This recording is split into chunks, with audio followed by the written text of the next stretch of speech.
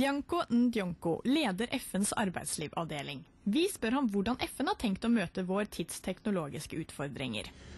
Well, I think that we have to consider that technology comes both with good and bad sides. Is the UN on Facebook? On? Is UN on the Facebook? On the Facebook? Yes.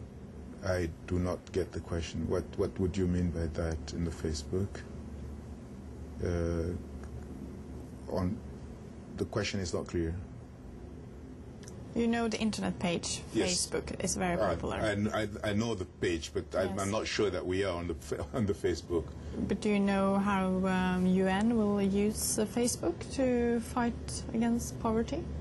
No, I think that the United Nations has other programs and other means to fight for poverty. All right. Well, thank you. You know very much. That's, Okay, let's shake hands. what other people are you going You to have meet? very soft hands, soft skin. Which body lotion do you use? No, You don't use any body lotion? absolutely no. Okay. Well, thank you very Absolutely much. no. On my body, only soap and water. All right. Men vi kan jo snakke litt om de forskjellige generalsekretærene. Hva heter nåværende? Han hedder Ban Ki-moon. Han er fra Sydkorea. Han afløste jo Kofi Annan.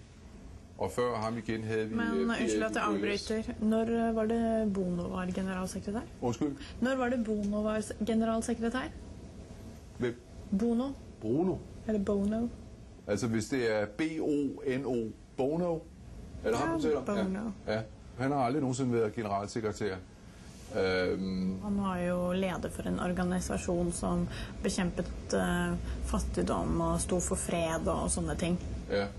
Så er ikke det FN da, eller UN? Jeg er sikker på det var noe med... Det begynte på U, det han var leder for. Nej, det er U2. U2, ja. Det er et rockband. Altså et band, der spiller. A rockband. U2. Ja, ok. Okay. Og han er fra Irland. Men du er sikker på dette her? Bono. For han jobber jo med fred og fattigdom. Jamen han er fra YouTube. Så ja.